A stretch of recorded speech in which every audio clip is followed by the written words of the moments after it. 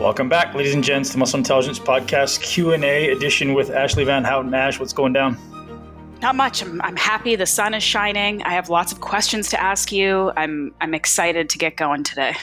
Yeah, so we're starting a new format this week, right? We're going to release the Q&As on Monday this week rather than Thursdays, and we're going to do that ongoing because we want to make sure that everybody is starting the week right. We're going to be giving you guys habits of the week for you to lock in your greatest life. We're going to be giving workout tips. We're going to be giving brain optimization, body optimization, and really everything we can do to start you guys off on an amazing journey this week and every week from here on out. So super pumped about that. Yeah, I love it. I love the idea that we can kind of all come together around like hashtag Monday motivation. There's a reason why that exists, right? Like people want to have something to focus on and work towards, and having just like a format for like positivity and learning and progression every Monday. I love this idea. Yeah, as I'm building out my coaching platform, which is getting ready to relaunch, one of the things that I built in and I thought was so important is this idea of habit stacking. And many people are sometimes overwhelmed and burdened in their life with whatever success means. Like, I'm having a hard time making forward progress. I'm having a hard time becoming the person I want to become or creating the life I want to live. And it's important to realize that it's not a destination, right? It's a journey. So introducing a weekly habit or a daily habit or whatever it is, something that will slowly and incrementally stack on your previous self and keep making you better and better and better and better. That's how you change your life, right? It's the ascension of the mountain. It's not just taking the helicopter ride to the top.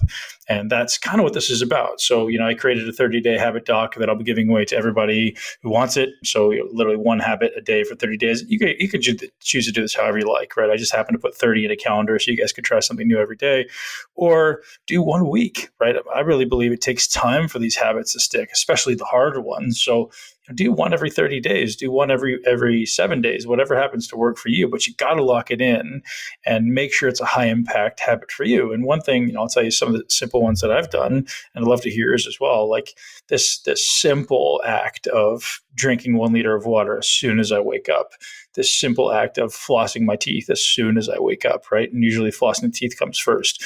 These are habits that I've stacked. And then, after both of those happen, then it's the 10 minutes of meditation, then it's the 10 minutes of breathing, then it's the 60 minutes of walking. And I'm stacking those things, right? It's not like I'm doing 5 habits at once. I'm making one unconscious to where I feel like I just do it without thinking about it. And then I build on top of that. And I think that's such an important lesson for people to learn is, hey, like you can't change the world in 1 day, but you can certainly take one step in the right direction. What are your favorite daily habits that are kind of non-negotiables for you? Do you have any of those? Okay, so I have a 30-day habit calendar too, and each day is eat a different animal part, and it's very unpopular. No one likes it. No, I do love, and I just want to, before I get into mine, I do want to just like reiterate what you're saying about the stacking habits, because I think that's so important. And one of the things that another very smart coach and Canadian whom you have interviewed recently, James Fitzgerald, and we'll put that in the show notes so people can go back and listen to it, because that was one of the most excited I ever was to listen to one of your interviews, because I just think both of you are amazing and have so much to offer. But one of the things he speaks to a lot in his coaching is very similar to this. It's the stacking habit. So if he's working with a client and it's just about like nutrition or fixing body composition or something, he might work with a client for a month on like just getting rid of processed carbs at breakfast. And people can like go nuts over it because they're like, this isn't enough. Like, how is this going to change my life? Like, you should be giving me a whole different food plan and you should be giving me all these workouts. And it's like, that's not how people make lasting change. It's Never. Not by going 0 to 100. You have to do what you're saying is just kind of do it until it's a behavior, until it comes second nature. And it's not something you have to think about or work towards anymore. And then you stack another one, and then you stack another one. And then a year later, look at the change you've made. And I think people need to like really internalize that a bit more, because it's very important. Totally. And that's one of the arguments I always have with nutritionists, right? Every nutritionist you ask, or even maybe it's every trainer you ask, says, well, how do you get somebody in shape? Well, you got to put them in a caloric deficit and you got to increase their output. I think that's absolute nonsense, because it's not a sustainable change, right? You need to change one small thing that will make the biggest difference in their life. And for most people, it's not their diet. It's not even their training. It's usually their stress, right? The stress is contributing to inflammation, to cravings, to high levels of cortisol, to poor sleep, to poor energy. All these things are directly correlated with high levels of stress. So why are we going after somebody somebody's nutrition, putting them in a deficit and giving them more calories, when both of those, giving them more exercise, when both of those things are just contributing to more stress, makes absolutely no sense to me. But the habit this week that I think is probably the most impactful one that anyone could do is remove victim words. So there's 5 words that I identify, or phrases that I identify as victim words. And I think everyone should get rid of these things. And this is going to be the habit of this week. And I want everyone to just pay attention to when you use these 5 victim phrases. And those are need to, have to, impossible, try, and can't. And those are the ones that are removed from my children's life. And I always call them on it. And it's just nonsense. I'll repeat those. Need to, have to, impossible, try, and can't. And all of those should be removed from our life. And starting to pay attention to, the words that we use is so powerful. And I love having people in my life who call me on my BS words, right? The words I use that are just taking away my power, right? In life, you're either a victim or you're an owner, right? You're powerful or you're a victim. And if you're using victim words all the time and taking away your power and giving away your power, you just can't succeed. You're not going to be happy. You're not going to be fulfilled. So I think that may be the most important, powerful habit everyone should stick to this week. And check in with us next week and let us know how it went. Like 1 week, 7 days, commit yourself. If it's writing it on your hand, if it's putting an elastic band around your wrist, if it's, having Ashleigh yell at you on your phone every day. My favorite. We should actually say, we should record this for social media. We should make it a GIF. It should be like, me just berating you for using victim words. I think we should. I love it. Well, I do think, like you said, just to add a little bit of accountability here, like for people who are following along and are trying to do some of these things with us, to tag you on social media. So tag at Muscle Intelligence Podcast, tag at BPAC Fitness, and let us know that you're doing it so that we can share it, so we can communicate with you guys, because otherwise we're just speaking into a vacuum. But if you tell us that you're listening and that you're trying, then we can do more and work harder and give you more information. But we need to know that people are responding to this stuff. So that's important. But can I just have like a proud BPAC mentorship moment right now with you? Sure. Okay. This just shows how in sync we are. This is why these weekly calls are like the best therapy I could ever have. This morning, I posted on social media about how, and it literally is the exact same phrasing. I was talking about like gratitude and not complaining about working out, even when it's hard, because I said, we don't have to work out. We get to work out, and we should be grateful that our bodies can move and that we can do that, and that we have the time and the ability to go to the gym and work hard and do things that are challenging. That's like one of the best gifts we can give ourselves in life. We don't have to work out. Stop saying you have to. You don't have to. You get to, and that's amazing. And we're so lucky. And I posted that this morning, and now we're having this conversation. It makes me really happy. I feel like I'm on the right trajectory, right? We're in sync. Right? Yeah, absolutely. It makes me so happy. All right. So that's the one for today. Everything, right? Yeah, it stands for everything in life, right? It's working out, it's food, it's family, it's really anything. You can learn to just switch that perspective and be grateful. I love it. And then another thing that I wanted to mention, because this is something we talked about offline, but part of this whole sort of exciting new movement that we're working on here with this is that along with the Monday Q&A, you're also putting out a newsletter, and it's going to be weekly. And that's also going to be coming out sort of in conjunction with all of this too. So it's going to have a lot of additional resources and information, and kind of, they're all going to feed into each other, right? So people should start watching out for that. Yeah. So, we've got so many cool things happening, and so many people ask us to keep updated, and they want to learn. They want to understand how to upgrade their body and their mind and in every aspect of their life. So one weekly newsletter going out likely on Fridays to summarize all of the amazing things that are going on in the week, the things that we're reading, the things that we're excited about, the things that we're learning, and maybe it's just a tip to help you, build your body or build your mind or overcome stress or optimize sleep or anything really that comes around this overarching belief that we can and should be able to optimize our life. And people can go on muscleintelligence.com to sign up to subscribe to the newsletter, right? Yeah. So if you go to muscleintelligence.com, there's going to be a place to put your email for the newsletter. Specifically, if you want to get the 30-day habit calendar, you can go to muscleintelligence.com/podcast. And it's there. There's also the 44 Success Principles, which is our most popular podcast to date yet, which is the one I did right after New Year's by myself, talking about my 44 Success Principles. You can get that in a document there as well. And if you guys drop your email in there, we probably won't spam you or sell your email or anything like that. We're just going to give you the regular weekly emails. It's just free information, and it's just another way to kind of reach out and connect. And I have to say, like, I'm happy that you're doing this, and I think it's something that a lot of people are going to get a lot out of. And I, on a much smaller platform, like I have a weekly newsletter too, and it's been one of the most sort of fun and rewarding parts of the work that I do, because for somebody who loves to communicate and share stuff with people and have people interact with you, like it's just another way for me to talk to people.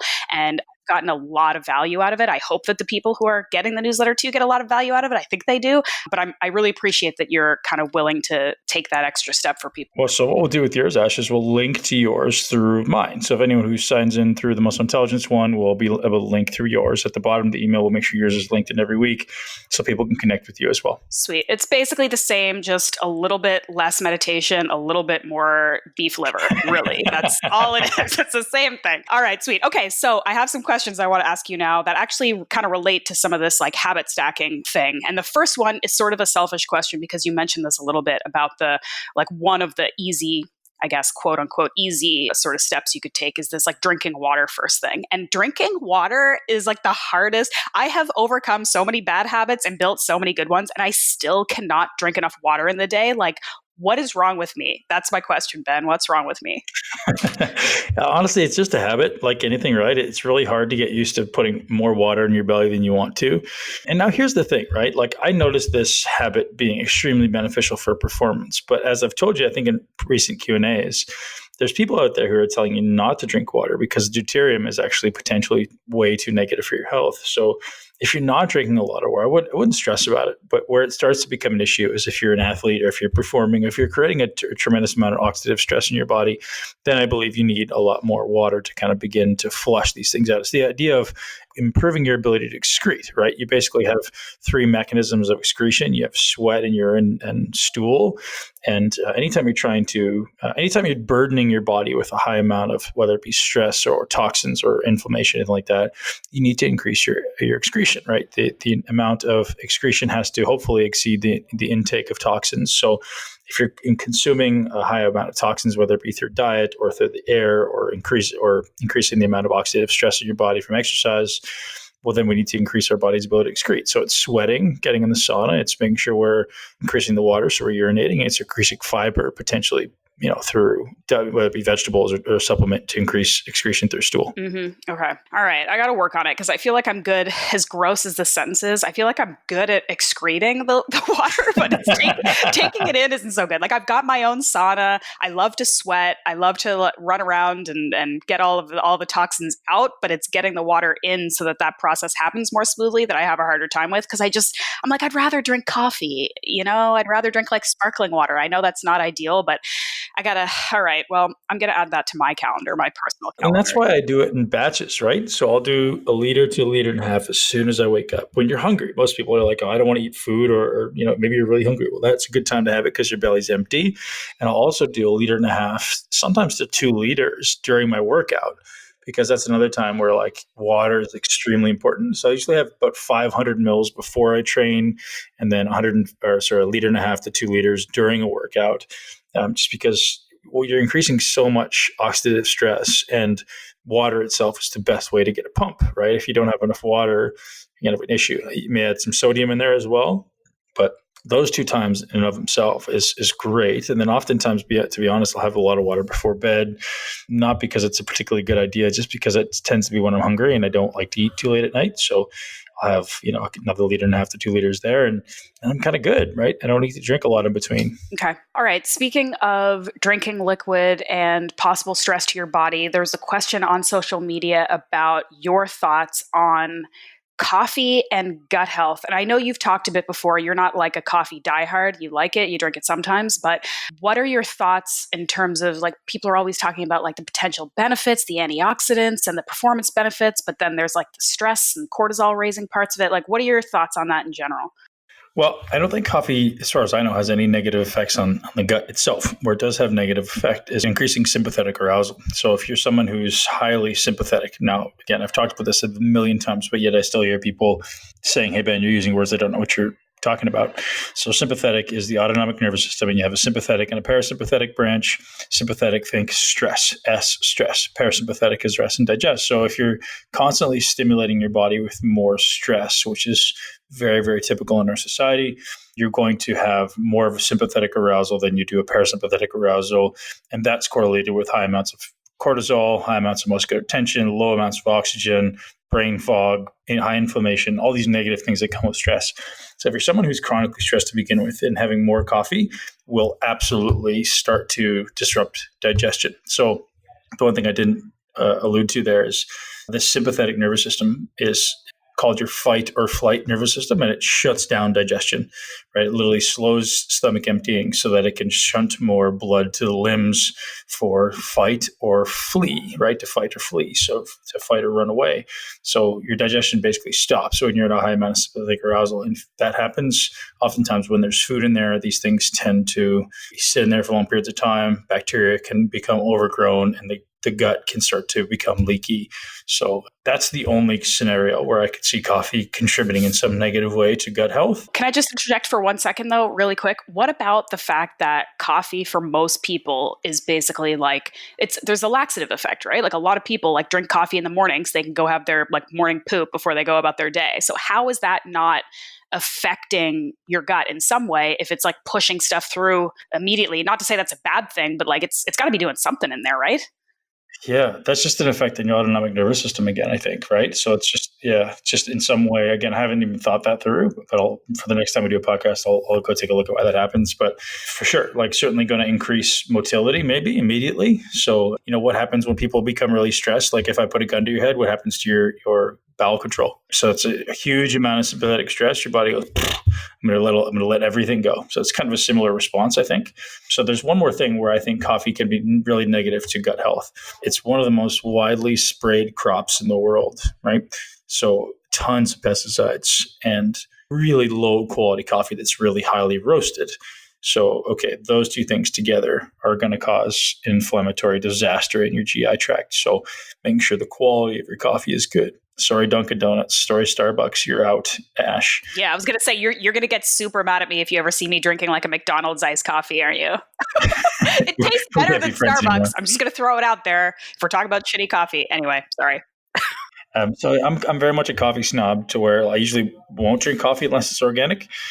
I've maybe had a couple in the last couple of years that are not organic, but I'm very much a coffee snob. And if you're someone who likes coffee, you do notice a difference when you have really good quality, freshly roasted, freshly ground coffee versus like something that's pre-ground, that's been sitting in a box or a bag somewhere for months and months at a time. Like I like to have my coffee within 2 weeks of roasting and within 15 minutes of grinding, right? So I always buy beans, I grind them in an all metal grinder, and I'm going to be, either using a Chemex or a French press right there. And then the water's not too hot. So you're not over steaming the water. You don't want to have the water to be too hot because it tends to make the coffee more acidic. So I forget the exact temperature, but it's certainly under the boiling point. And that just will produce the best coffee. And literally the GI effects from that are so much less. Like you're not going to, poop your pants. You're not going to have to run to the toilet from really good quality organic coffee prepared the right way. We should do a podcast just on how to prepare coffee, or how Ben prepares coffee. That would be really good. We should do that. We'll do that one in person because I think that would be a fun one to watch. There's so many different ways. Yeah, so I've got a really brilliant roaster, literally a block from where I am, and they do such great coffee. So sometimes they invite me over for what's called a cupping, and they'll bring in new beans and roast them in different ways and be like, hey, let's try these and see which one you like. And do you like the dark roast or the light roast? And it's really fun to go and just explore your palate with these different types of coffee and see which one you land on. And that's fun. That is a very cool idea. And that's why I like cold brew, because it's slower, and no acidic. It's lower acidity, but it's also higher caffeine, which is not what I want. But I noticed it just for taste, but I guess it's also probably better for you in the long run. And I think it's a good bar to set to like have coffee that doesn't make you poop your pants. I think that's good. That's a good starting point. One more thing I want to add about coffee is I've had a ton of people message me lately about intelligence coffee and what it is. And it's just this coffee concoction that I've put together, which is collagen powder, MCT powder, lion's mane, and alpha GPC. So 4 primary ingredients, and I put those into my coffee. I blend it. It's the most wonderful way to start your morning. Now, here's the catch. After traveling as much as I had, I felt like I was spoiled. Here's why. I've typically always used MCT powder from kind of whomever, right? I'd go and buy MCT from this company, that company, and never really had an attachment to where it was coming from.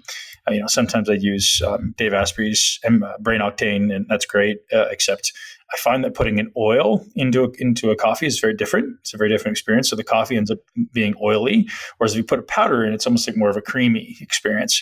So I started switching to cream, and then I had a company who I'll mention in a second, send me a bag and individual packets of this MCT powder. And I was like, oh, great. I kind of assumed it was like everybody else. I used it. And, I think I had maybe 15 individual packages. And then I ran out. And I went to the store and I bought a new one. And it was exact same ingredients, literally verbatim. It said MCT C8 oil plated on acacia fiber. So they have to have a fiber that attaches to it to make it solid, right? Rather than a liquid. Both the exact ingredients on the label. And it was a completely different product. I have no idea why, but the product I am using that I think is amazing is Bubs. And you and I have talked about Bubs in the past. And as of right now, I have no relationship with Bubs, right? We've extended the olive leaf, or said hello and created maybe a conversation, but no paid endorsement from Bubs at all. Just a really, really great quality product. And after speaking with them a few weeks back, it's like, wow, these are great people too. So anyone out there who actually enjoys morning coffee and does put MCT in it, go to Bubs, bubsnaturals.com. I don't have a code for you or anything like that, but go there, buy your product, and I guarantee you won't be disappointed. And that made the biggest difference in my MCT intelligence coffee experience. I love it. You're going to have to put that recipe in upcoming newsletter as well, because people do ask you about that one a lot. And yeah, Bubs, they're fantastic. I've been a huge fan of their company for years. I discovered them, I think, through maybe Paleo FX or something. I ended up writing a great story about them. Maybe we'll post that in your newsletter at some point. But they're a really transparent, really sincere company that they started from a philanthropic angle. And then basically it was almost like a follow-up, like, oh, I guess we should offer a product too. And they did that instead of like, let's create a product and then just say we're giving some money away to charities so that people will like us. Like, they really went kind of the other way, which is really quite unique, but they're a really legit company. So I'm glad that you're enjoying their products. I crush their collagen. I'm not so big on the MCT, but I use their collagen and everything. So why aren't you big on MCT? I think I always felt like, I guess I didn't really need it. Like, I haven't really felt like I need it for the reasons that people normally take MCT. Like, I have a bunch of it. I have a bunch of Bubs in my supplement drawer and it's there if I need it. But I guess I just never really, I don't know. I guess I haven't really experimented with it. I haven't felt like I needed it. When I have tried it, I haven't felt like, oh, I'm suddenly a superhuman now. I'm just like, I don't know. I feel like I'm getting what I need for my diet.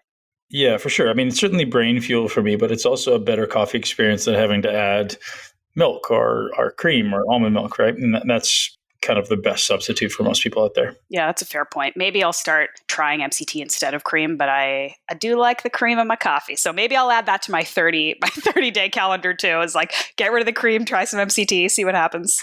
I'll make you a coffee and you'll never go back. All right. So I have one kind of bigger question that I want to get into, and this might take the rest of this Q&A today, but it was a question that was posed on social media and it was done really thoughtfully. And I think that it's something that a lot of people struggle with. And so I wanted to pose this question to you and we'll see what kind of conversation comes out of it. But it's from an individual who is feeling very frustrated because they're trying their best to improve their life in a lot of the ways that you talk about on the podcast and in other channels, about ways to learn and habit build and just educate yourself to be the best version of you that you can be, right? And I think that a lot of us are people who are listening, they're listening for that reason, and we're all here on earth to try to just improve ourselves and be the best, happiest, healthiest versions of who we can be, right?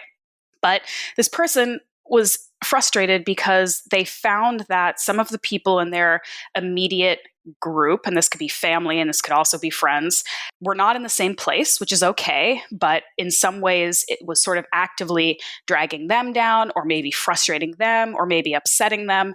And I guess the question was sort of twofold. It was like, how do I help the people that I care about, even if they're not really in a place to be helped? And then the second part of that question is, how do I not let those people bring me down when I'm not in a situation where I can just like get them out of my life, right? Like if this is family that you love and you care about and they're going to be in your life, and maybe for whatever reason they're discouraging of you, or they're complainers, or they use this victim language that you talked about and they're really bringing you down, how do you navigate that when you can't just be like, all right, mom, well, you're out of my life forever? Like, what do you do? Again, I'll offer perspective on this because I've gone through it. I'm going through it. And I think forever there will always be some level of pruning going on in life. And one way to offer perspective, was this a man or a woman? It was a man in this question. So here's perspective. Typical life expectancy of a man in this day and age is 78 years old. So subtract your current age from 78 years old. So I'm 38 minus 78. Let's say I've got 40 years left to live. And you multiply that by 365 days. How many days is that? Just over 12,000 days. I've got 12,000 days left to live. I don't want to waste one of those days on somebody who is in any way restricting me from optimizing and living that day to its fullest. And now I understand that sometimes that's your family. I understand that sometimes that's people that are closest to you, but you cannot let people bring you down. You have to live your life. Do not be fearful of what they say, of what they do. Their words are not a reflection of you. They're a reflection of them. So do not ever let them hold you back. And if they have to leave, if they choose to not support, then it's okay. And when they see you living your greatest life, they will either come along or they won't. And that's okay too. You can't be left held down by these people. It's just a terrible, terrible place to live. And now I also suggest don't try to help them. Don't try to change them. As much as that's not intuitive for me to say that, you can't help somebody who doesn't want to be helped. What I suggest you do is you ask, would you like some help with that? Asking for their permission to help is an absolutely necessary part of gaining their permission and them saying yes, and them actually acknowledging that they want your help. Therefore, they may be receptive to taking it. I do that in coaching. I always say, would you like some coaching on that, or would you like some guidance? And that stuff is so important. Getting their agreeance and their yes, I'd like your help with this is the only way to get somebody to buy into what you're saying, what you're doing. So I get it. I'm going through some stuff, and I've gone through some stuff over the last 3 years where you just have to prune away these people. For me, it started at 27 years old, and I made a decision that I wasn't going to talk to certain people. And it sucks at first. There's going to be pain, right? There's going to be discomfort because you're going outside of your comfort zone. But there's so much beauty and light on the other side of that pain. And most people are too afraid to go through that pain to experience the beauty on the other side. But hopefully you can be strong enough and just remove it. And if it happens to be your spouse, all you can do is work diligently to be your best self. And if they won't come along for the ride, you cannot take their hand and insist. You just have to say, when you're ready, I'm here and I'd love to help you. And that's it. And as they see you thriving, hopefully they come along. And to be honest, I've got some people very close to me who just don't want to change. They just have no desire right now. And you can't do anything about it. Yeah. And I mean, like you said, it's changing, even when it's for the better, can be scarier than staying in the misery that you're used to. And everybody knows that. Everybody has somebody in their life that prefers to be a victim or a martyr, because as unpleasant as it is, it's something that they're familiar with and they're comfortable with. And I think the only thing that I would add to what you said, because it was really well said, is that the frustration that you feel and the upset and the hurt that you feel when there's someone that you love who doesn't want to get better, one of the things you have to do, in addition to not trying to kill yourself to change somebody who doesn't want to change, is spend some self-reflection time trying to understand why you feel the way you feel about that situation. So like, for example, I have somebody in my life that has spent a lot of time in this sort of victim role and just always wanted to be negative and always wanted to complain. And every time I got on the phone with this person, I had to steel myself, knowing that it was just going to be this onslaught of like negativity and unhappiness and all this stuff. And I'd feel this frustration, and like my heart, I just wanted to fix them and shake them and say, just snap out of it. Like, stop being such an asshole. Like, just you can change your life. And instead what I had to do, and this took a really long time to get there, is I had to like sit with myself and think about, if this person never changes, how do I become okay with that? Like, am I going to let that ruin my life every time I talk to this person or think about this person? Like, there's some work that I have to do to be okay with the fact that I can't fix everybody or I can't help everybody, So always kind of look back internally and how you can only do what you can do and only react yourself to like what's happening outside. So I think just kind of doing a little bit of that introspection instead of like that wanting to push out and fix, like think about internally what you can do to change how you feel about the situation too. That's beautiful, Ash. So important. And you're absolutely right about the idea of your beliefs and expectations around what a great life is or what life should be may not be the same as theirs, right? They may not have the same worldview as you. They may not have the same aspirations as you. They may not have the same beliefs, period, or the same values. Maybe you value very different things. So how can you say that, hey, you need to come along from this ride with me, and this is where I want to go, and this is where you should come too? That just doesn't make sense. So if your values don't line up and your beliefs don't line up, well, there's a strong likelihood that this person's not going to be in your life for long. And if you are attached to having them in your life, well, you're going to experience pain because you're not going to live out your true essence, right? So it's so important to become comfortable with your values and your beliefs and live into that. Like, this is what my dream life looks like, and this is what I need to create for me. And if you're not willing to come along on that ride, that's okay. Like, I'm not going to be angry with you. I'm going to wish you love. I'm going to wish you happiness. But I'm going to be over here finding my bliss, because as a human being, you're just here to help the world become a better place and to find what makes you totally fulfilled so that you can help other people find their happiness and fulfillment, right? That's ultimately, I think that's what it's about. And if someone's not willing to or not going to the same place you are, it's not a bad thing. It's not a problem. It's just the reality. So don't judge it and let them move on just like you do. Yeah. We don't all want to go to the same place because it would get crowded there. So it's good that there's different places that people want to go, right? Like you said, though, I mean, it is painful. Like, there's no one said that this was easy, and navigating relationships and navigating getting very clear about what you want in life and then going after it. That's not easy at all. And it actually, in a lot of cases, involves a lot of pain and extricating yourself from situations that it's really, really painful and tough. But that's what life is. Life isn't, just a series of easy breezy events, or else it'd be pretty boring. Yeah, I think this is a great time to point to a post I made this week on social media on Instagram. And it's literally just a repost I made from Mr. Rogers, Fred Rogers. And it's funny because I never grew up watching this guy. I didn't know really who he was. But watching this video, I was like, gosh, this guy was so wise beyond his time. And the video, to paraphrase, was basically this idea that it seems as though we're all aggressively pursuing intelligence and wisdom and knowledge at the avoidance, perhaps, of stillness and silence. And most people, and I'm very guilty of this at times, neglecting the necessity of stillness and silence in learning to understand you, right? Learning to understand your essence. And this is why this is a good segue. It's like, if you want to understand what your bliss is, where your happiness lies, the key lies within stillness and silence and being alone. And I highly suggest that every human being take at least 30 minutes, ideally 60 minutes every single day, to be by yourself and be silent. No phone, no podcast, no books, no TV. Be by yourself and allow your brain to go where it wants to go.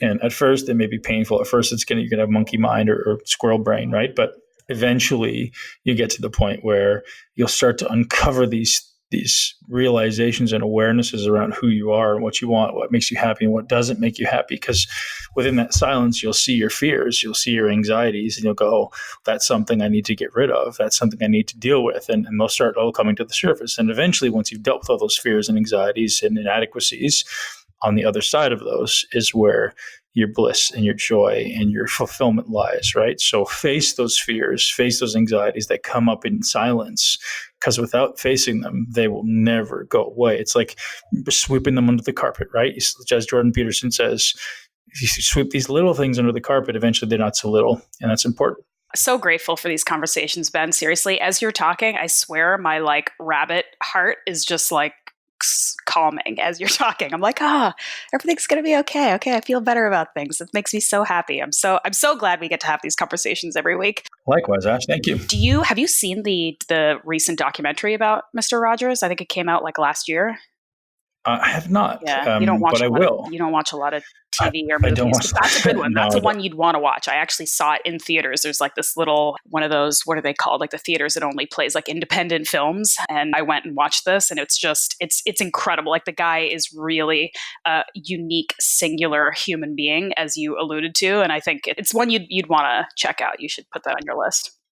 I definitely will. I mean, it's really hard what you just said there, like to be a unique, singular human being, to use your term, like to be someone who stands alone, completely happy and fulfilled with who I am. What a powerful thing, yet what a scary thing, isn't it? Like I'm going to be alone and be by myself, and I'm not sure if anyone's going to think the same way I do, and I'm not sure if anyone's going to care about me and love me and accept me for who I am.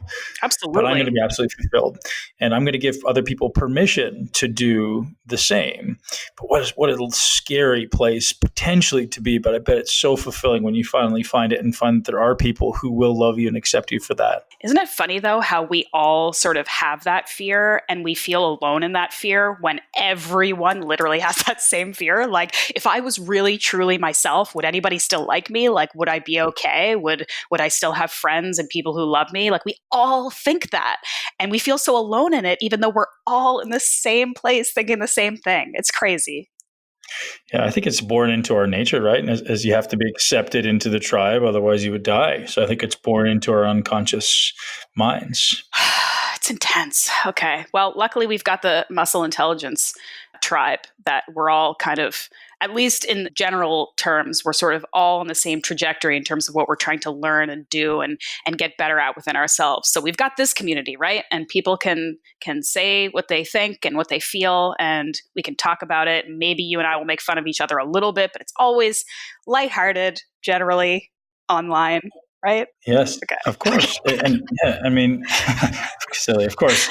Yeah, it's so amazing to be able to travel the world now and meet people who are on a parallel path to us, Ash. These people who actually are great human beings who are on this path to loving their life and accepting themselves and giving love and being just wonderful contributors to society, I think is, gosh, it's amazing. And with this underlying tone of, yes, I'm still going to be strong. Yes, I'm still going to, be healthy, but I'm also going to be a great person. I think that is such an awesome thing that I get to, I'm so blessed to get to experience people around the world. And after London, the health optimization, and Manchester and Iceland, there's a lot more coming in 2020. We just announced a number of camps with the Good Life fitness company in Canada, That's which awesome. I'll be doing custom camps for in Canada. And I've already got like a huge number of people asking if I'm going to do them other places that aren't for Good Life. And the answer is yes. That schedule will be out soon, and I guess we'll be announcing that through the weekly newsletter as well, the email newsletter. You got to shout out Good Life for like really being smart and picking some awesome people to collaborate with. Like you think of Good Life as being just sort of like Canada's Globo Gym, which is fine. Like they're everywhere and they're convenient and it's great. But think about it. Like the last year they've got Jordan Shallow, they've got you. Like people are going to start getting like super jacked at Good Life, and everyone's going to be like, "What's going on?"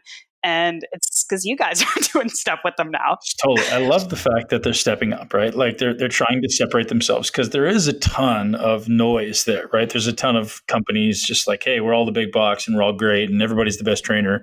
Okay, but Good Life's actually stepping up and going, hey, we're hiring the best guys in the world, bringing them in to teach our coaches how to understand this stuff. So the stuff I'm teaching there actually, believe it or not, isn't even muscle building. Like I'm teaching everything else, right? So everyone in this fitness space tends to focus on two things. They focus on training, they focus on nutrition. Well, what about all those other things that go into building a great physique? And that's, stress and sleep and mindset and environment. And yes, there's a little bit of talk around training and nutrition, but not even from a perspective of like what I call the X's and the O's. It's just like, hey, what happens in the gym? That's great. That's different. But let's figure out how to optimize every other aspect of your life that's contributing to this internal reality that we all have, mind and nervous system and how our body's kind of sensing the environment. And so, yeah, and then obviously tailoring it to coaches. So there's going to be a lot about the client experience and delivering that for a client, which is a whole different game altogether. Good job, Good Life. Okay, and before I let you go here today, I'm very excited because I am going to be coming to Tampa and going to the Mecca for muscle building for the first time ever, your gym in Tampa. I'm so excited in November. And you've got a muscle camp. Maybe I shouldn't be mentioning this online if there's no space, but is there still space for that? I think there's still a couple spots, November 8th, 9th, and 10th. We honestly don't really do a lot of promotion of it typically because it does sell out pretty quickly. But November 8th, 9th, and 10th, 3 days going deep into everything to do with muscle building and a lot of things that happen outside of muscle building, like I say.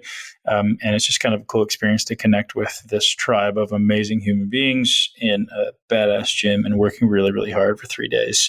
And Ashleigh's going to be there. I am so excited. I am going to spam the internet with videos. Like I am going to be all over Instagram when I'm at the gym there. I'm so excited. Awesome. Well, yeah, it'll be fun. It's certainly fun for me to teach it. And my team here at the gym is amazing.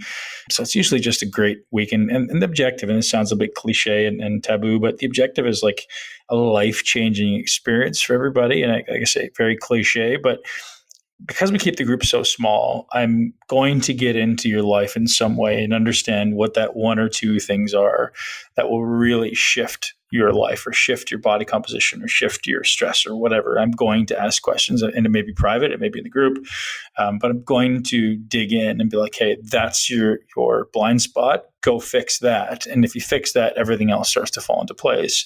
And that's really the objective, is keep the group small so we can have one-on-one interactions, as well as giving you, an amazing education over 3 days. There's going to be a lot of one-on-one interaction. So it's super fun for me. Awesome. Stay tuned for a future Q&A where Ben highlights all of my newfound blind spots for everyone to see. Done. We're doing that for sure. Thanks, Ben. I'm going to do that one by myself. Ashley, you can't hear that one. Thanks, Ben. This has been awesome.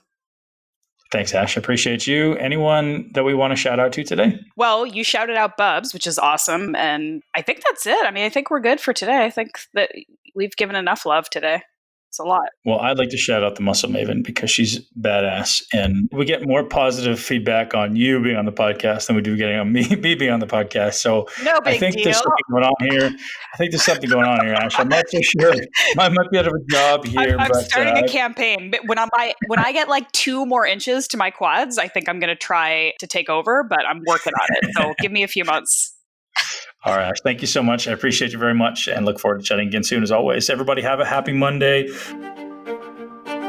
Thank you so much for tuning into Muscle Intelligence. If you enjoyed today's episode, please be sure to share it with at least one person you know. Make sure you're subscribed so you never miss an episode. This podcast is for information purposes only. The statements and views on this podcast are not medical advice. This podcast, including Ben Pikulski and the producers, disclaim responsibility for any possible adverse effects from the use of information contained herein. Opinions of guests are their own, and this podcast does not endorse or accept responsibility for statements made by guests. This podcast does not make any representations or warranties about guest qualifications or credibility. This podcast may contain paid endorsements or advertisements for products or services. Individuals on this podcast may have a direct or indirect financial interest in products or services referred to herein. If you think you have a medical problem, consult a licensed physician.